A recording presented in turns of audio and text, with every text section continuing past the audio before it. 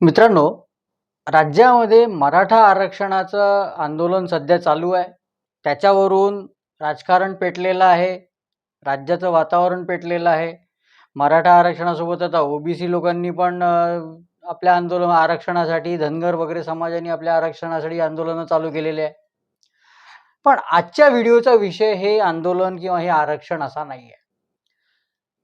तुम्हाला आठवत असेल की जालना जिल्ह्यामध्ये आंतरवली सराटी नावाच्या गावामध्ये मराठा आरक्षणाची मागणी करत आंदोलक उपोषणाला बसले होते. आमरण उपोषण चालू होतं. मग ते जालना पोलीस तिथे गेले. जे आंदोलन करायला लोक बसले होते त्यांना समजवण्याचा प्रयत्न केला की तुम्ही आंदोलन करू नका, तुम्ही दवाखान्यात चला, तुमच्या तब्येती बिघडून राहिल्या. ते लोक तिथनं उठायला तयार नव्हते. ते काही गेले नाही. मग दुसऱ्या दिवशी पोलीस पुन्हा तिथे गेले आणि तेव्हा तिथे काहीतरी झालं, वाद झाला आंदोलक आणि पोलिसांमध्ये. त्याचं पर्यवसन लाठीचार्ज करण्यामध्ये झालं. आता पोलिसांचं असं म्हणणं आहे की आधी आमच्यावरती दगडफेक झाली, आमचे 40-45 पोलीस कर्मचारी अधिकारी जखमी झाले, त्याच्यामुळे आम्हाला लाठीचार्ज करावा लागला. आंदोलकांचं असं म्हणणं आहे की असं काहीच केलं नाही, आम्ही कोणी लाठीचार्ज केला नाही, पोलिसांनीच विनाकारण आम्हाला मारलं, पोलिसांनीच विनाकारण आमच्यावर लाठीचार्ज केला, रबर बुलेट चालवल्या. त्याच्यानंतर ते प्रकरण पेटलं. तो लाठीचार्ज करण्याचा निर्णय, ती लाठीचार्ज करण्याची घटना ही पेटली. त्याच्यावरून बंबाट राजकारण सुरू झालं. सगळ्यांनी गृहमंत्र्यांना दोष दिला की गृहमंत्र्यांनी आदेश दिला, मंत्रालयातनं आदेश आले म्हणून पोलिसांनी लाठीचार्ज केला. गृहमंत्र्यांनी मुद्दाम हे करायला लावलं. गृहमंत्र्यांची जात काढली विरोधी पक्षाच्या नेत्यांनी. त्यांच्या जातीवरून कॉमेंट केली, अमुक अमुक जातीची आहे म्हणून, म्हणजे गृहमंत्री अमुक जातीचे आहे आणि आंदोलक अमुक जातीचे आहे म्हणून गृहमंत्र्यांनी राग काढला वगैरे. त्याच्यावरती सगळ्यांनी आपापल्या कुवतीप्रमाणे, आपापल्या लेवलप्रमाणे आरोप करून झाले. आणि आता असं सिद्ध झालेलं आहे की तो लाठीचार्ज करायचा आदेश गृहमंत्र्यांनी दिलाच नव्हता. गृह मंत्रालयातनं तो आदेशच आला नव्हता. म्हणजे का मंत्रालयातूनच तो आदेश आला नव्हता. आणि ही गोष्ट मी काही माझ्या मनची सांगून नाही राहिलो. ही माहिती RTI मध्ये मिळालेली आहे. RTI कार्यकर्त्यांना एका मिळालेली आहे. आणि याच्यानंतर ही माहिती बाहेर आल्याच्या नंतर, याची बातमी आल्याच्या नंतर ज्या ज्या लोकांनी गृहमंत्र्यांवर आरोप केले ते सगळे तोंडावर आपटले आहे. लाठीचार्ज आणि त्याच्यानंतर त्याचं राजकारण, आरोप प्रत्यारोप करणारे आता सगळे गप्प बसले आहे. ना राजकारणी बोलून राहिले, ना पत्रकार बोलून राहिले.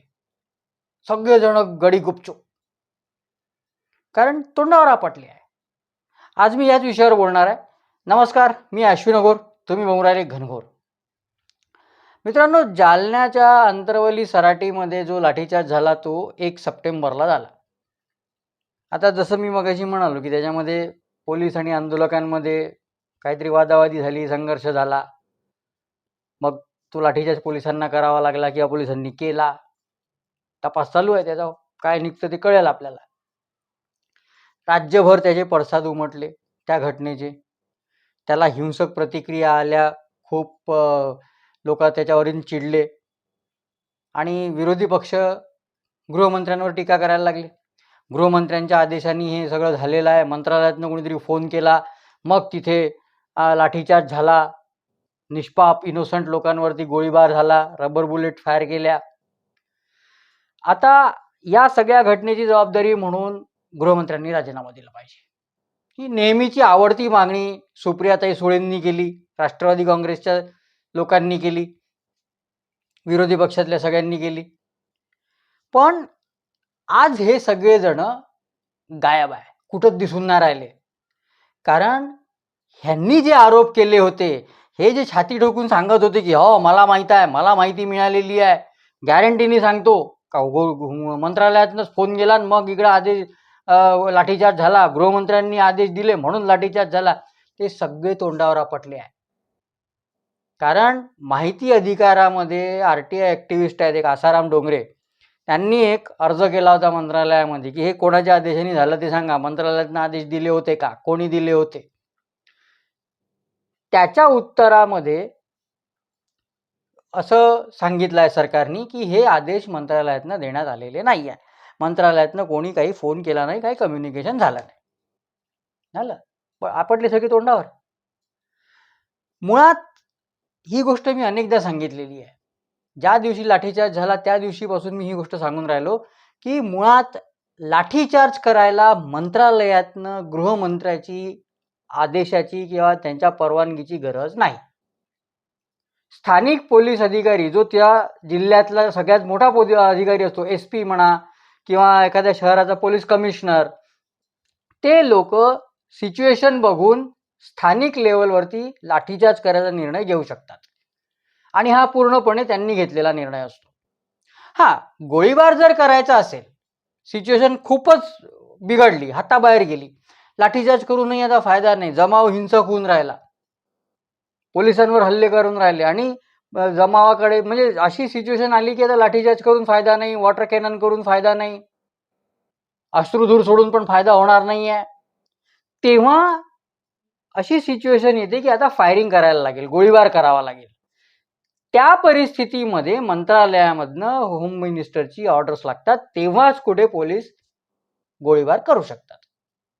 कारण त्याच्यामध्ये लोकांचा जीव जाण्याचे पण चान्सेस असतात, लोक कायमचे जखमी होण्याचा म्हणजे अपंग वगैरे होण्याचा चान्सेस असतात. त्याच्यामुळे हा निर्णय घेताना सगळ्या लेवलवर तो व्हायला पाहिजे असतो. पण लाठीचार्जचं तसं नाही आहे. लाठीचार्जचा निर्णय स्थानिक अधिकारी घेऊ शकतो. आता जो आरोप गृहमंत्र्यांवर झाला म्हणजे देवेंद्र फडणवीसांवर झाला की बाबा त्यांच्या आदेशाने लाठीचार्ज झाला, त्यांनीच आदेश दिला होता, 100% मी सांगू राहिलो ना, मग ते तसंच आहे, त्यांनीच आदेश दिला लाठीचार्ज करायचा. हे सगळं आरोप करणारे, हे सगळे घाणेरडं राजकारण करणारे लोक, यांचं आयुष्य राजकारणात गेलेलं आहे, आयुष्यभर जवळपास सत्तेत होते ते. त्या लोकांना एवढा पण अनुभव नाही आहे, एवढी पण माहिती त्या लोकांना नाही आहे, याच्यावर कोण विश्वास ठेवणार आहे? आता एक वेळ उद्धव ठाकरेंचा आपण समजू शकतो, त्यांना प्रशासनाचा अनुभव नाही, त्यांना सरकार कसं चालतं याचा अनुभव नाही, अजूनही नाही, मुख्यमंत्री होते 2.5 वर्ष तरी सुद्धा त्यांना काही अनुभव नाही आहे. पण अनिल देशमुख इतके वर्ष सत्तेत होते, यावेळेस तर म्हणजे महाविकास आघाडीच्या याच्यात तर स्वतः गृहमंत्री होते, त्यांना हे माहित नाही असं कसं होऊ शकते? म्हणजे कोणाचा विश्वास बसणार आहे का याच्यावर की त्यांना हे माहित नाही की बा लाठीचार्ज करायला गृहमंत्र्यांचे आदेश लागत नाही, स्थानिक पोलीस अधिकारी घेऊ शकतात? खोटं बोलायचं त्याला की लिमिट राहते ना. सुप्रिया सुळे त्यांनाही माहिती नाही, कारण त्या कधी सत्तेत नव्हत्या, कधी मंत्री नव्हत्या, ना राज्यात मंत्री होत्या, ना केंद्रात कधी मंत्री होत्या. त्याच्यामुळे त्यांना हे सगळे इंट्रिकसीज माहीत नसतील याचे कोणाला आश्चर्य वाटणार नाही, कारण त्यांना एकच गोष्ट माहीत आहे, काहीही झालं की माग फडणवीसांचा राजीनामा. पाऊस कमी पडला, फडणवीस राजीनामा द्या, पाऊस जास्त पडला, फडणवीस राजीनामा द्या, ड्रायव्हर दारू पिऊन बस चालवत होता, त्या बसचा ॲक्सिडेंट झाला, फडणवीस राजीनामा द्या, झाडावरून सफरचंद खाली पडलं, फडणवीस राजीनामा द्या. दुसरं काय केलं आजपर्यंत? सरकार पडल्यापासून, महाविकास आघाडीचं सरकार पडल्यापासून उठसूट फक्त फडणवीसांचा राजीनामाच मागू राहिले त्या. त्याच्यामुळे यावेळेस पण त्यांनी फडणवीसांचा राजीनामा मागितला तर त्याच्यात काही आश्चर्य वाटण्यासारखं नाही आहे. म्हणजे आता तर अशी वेळ आली आहे की उद्या समजा पवार कुटुंबामध्ये किंवा शरद पवारांचे जे काही गट उरलेला आहे राष्ट्रवादीचा, त्याच्यामध्ये कोणी जर 3-4 वेळा जास्त शिंकला ना दिवसात, तरी त्या फडणवीसांचा राजीनामा मागतील, काही भरोसा नाही. त्याच्यामुळे उद्धव ठाकरे आणि सुप्रिया सुळे, संजय राऊत यांच्याकडनं तर काही अपेक्षा नाही आहे, पण अनिल देशमुख, शरद पवार यांच्याकडनं ही अपेक्षा नाही आहे. संजय राऊत जसं मी म्हणालो की ते तर सर्वज्ञानी आहे बाबा, त्यांना कोण हे करणार आहे, क्रॉस करणार आहे? म्हणजे सगळ्यातलं सगळं कळतं, म्हणजे मला सगळ्यातलं सगळं कळतं या संघटनेचे ते राष्ट्रीय अध्यक्ष आहेत, त्याच्यामुळे त्यांच्याबद्दल बोलण्यात काही अर्थ नाही. पण शरद पवारांनी सुद्धा हेच आरोप केले, शरद पवार सुद्धा हेच म्हणाले, आणि ते एक पाऊल पुढे गेले, फडणवीसांची जात काढली त्यांनी की गृहमंत्री या जातीचे आहेत आंदोलक या जातीचे आहेत म्हणून त्याचा राग काढायसाठी त्यांनी लाठीचार्ज करण्याचे आदेश दिले वगैरे. शरद पवारांनी कोणाची जात काढणं हे काही नवीन नाही आहे. याच्या आधी त्यांनी खूपदा केलेलं आहे. तरी सुद्धा एका गोष्टीवर विश्वास ठेवणं कठीण आहे की ही ॲडमिनिस्ट्रेटिव्ह प्रोसिजर त्यांना माहीत नाही. त्यांना हे माहीत नाही की लाठीचार्जची काय प्रोसिजर असते. ह्याच्यावर कोण विश्वास ठेवणार आहे? म्हणजे 50-55 वर्ष झाले शरद पवार राजकारणात आहे. त्या 50-55 वर्षातले जवळपास 40 वर्ष ते सत्तेत होते. महाराष्ट्रामध्ये सत्तेत होते, केंद्रामध्ये सत्तेत होते, मंत्री होते. महाराष्ट्रामध्ये तर ते गृहराज्यमंत्री होते, 4-4 वेळा मुख्यमंत्री होते. पण राजकारण करायचं आहे ना, फडणवीसांना शिव्या द्यायच्या आहे ना, मग बोला काही पण. हे सगळं विसरून जायचं की आपण काय होतो, आपण किती वेळा राज्याचे मुख्यमंत्री होतो, आपल्याला प्रशासनाचा किती अनुभव आहे. काही नाही. फडणवीसांची जात काढायची, आंदोलकांची ही जात आहे, सुरू आरोप. राजकारण करायला मिळून राहिलं ना, फडणवीसांना शिव्या देता येऊन राहिल्या ना, बोला काही, जे मनात येईल ते बोलून टाकायचं. राजकारण करायचं आहे त्याच्यामुळे काही आरोप करायचे, त्याला तर काही लिमिटच नाही राहत. बरं, मला एक समजत नाही की आपण आज काय आरोप करून राहिलो, वाटेल ते आरोप आपण करून राहिलो, हे त्यांना माहीत नाही राहत का की बाबा आपण खोटं बोलून राहिलो.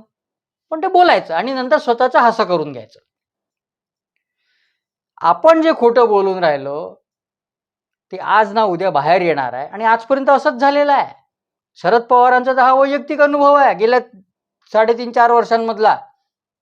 त्यांचं सगळं खोटं एकामागे एक एक्सपोज होऊन राहिलं, तरी सुद्धा ते काही सुधारायला तयार नाही. म्हणजे आपलं खोटं आपण जे बोलून राहिलो ते आज ना उद्या बाहेर येईल, त्याची माहिती लोकांना कळेल, मग आपल्यावरती तोंड लपवत बसायची वेळ येईल. फडणवीस त्याच्यावरती काही बोलतील, आपल्याबद्दल अजून काहीतरी सांगतील, मग त्याचं स्पष्टीकरण देत आपल्याला फिरावं लागेल. याचा काही विचार करायचा नाही आणि काही विचार न करता आपल्या पायावरती धोंडा मारून घ्यायचा. आता एकीकडे राज्यात आरक्षणाचा मुद्दा पेटून राहिला. मराठा समाजाच्या नंतर आता ओबीसी समाजाने पण आंदोलन करायची सुरुवात केलेली आहे.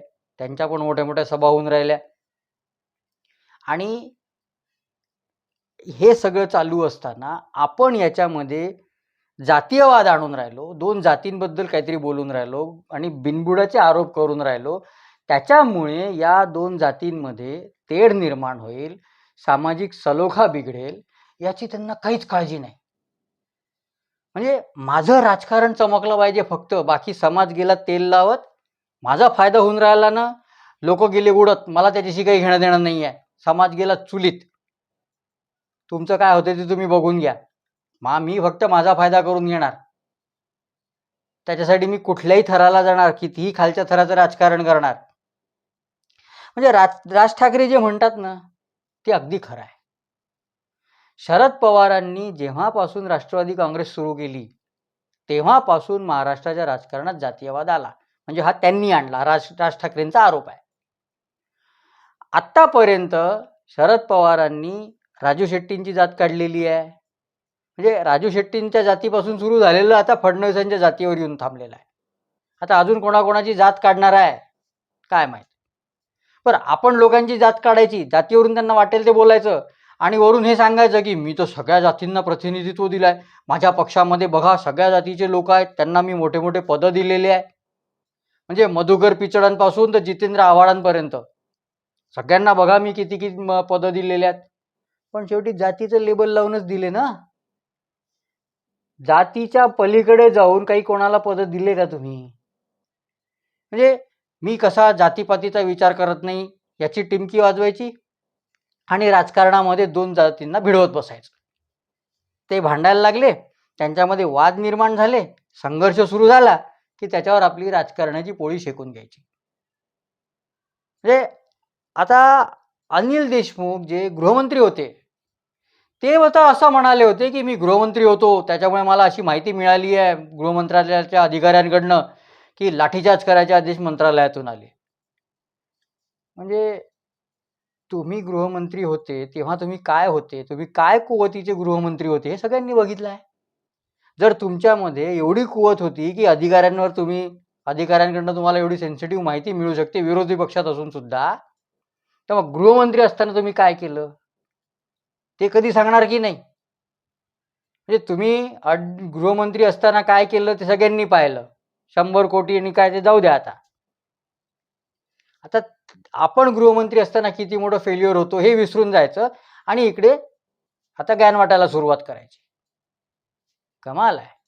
एकीकडे शरद पवार, सुप्रिया सुळे, अनिल देशमुख, संजय राऊत, उद्धव ठाकरे स्वतःच्या फायद्यासाठी जातीपातीचं राजकारण करत होते. 2 जातींना भिडवत होते. आणि दुसरीकडे सामाजिक सलोखा बिघडला नाही पाहिजे, जाती-जातीमध्ये तेढ निर्माण झाली नाही पाहिजे, राज्यामध्ये लॉ अँड ऑर्डरची सिच्युएशन निर्माण झाली नाही पाहिजे, राज्याचं वातावरण चांगलं राहिलं पाहिजे, याच्यासाठी आपली काहीही चूक नसताना देवेंद्र फडणवीस क्षमा याचना करत होते.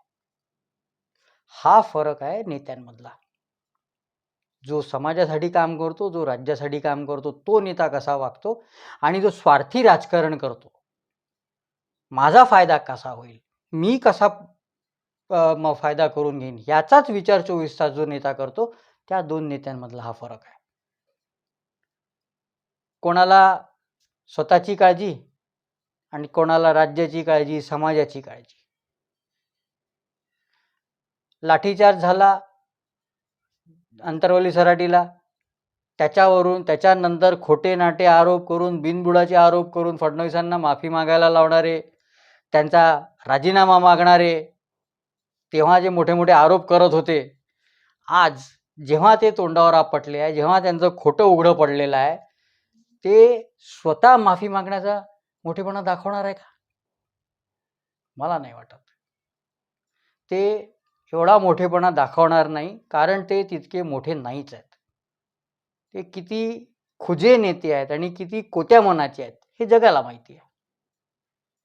आपल्या फायद्यासाठी कुठल्याही थराला जाणारे स्वार्थी राजकारणी आहेत, हे त्यांनी स्वतःच्या कृतीमधून इतक्या वर्षांमध्ये दाखवून दिलेलं आहे. त्याच्यामुळे आता जरी ते उघडे पडले असले, त्यांचं खोटं उघडं पडलं असलं, तरी ते महाराष्ट्राची, समाजाची माफी मागणार नाही याची मला खात्री आहे आणि लोकांनीही कधी विसरता कामा नये. मित्रांनो, आता इथेच थांबतो. हा व्हिडिओ तुम्हाला आवडला असेल तर लाईक करा, मित्रपरिचितांसोबत शेअर करा आणि घनघोर चॅनलला जास्तीत जास्त सबस्क्राईब करा. धन्यवाद.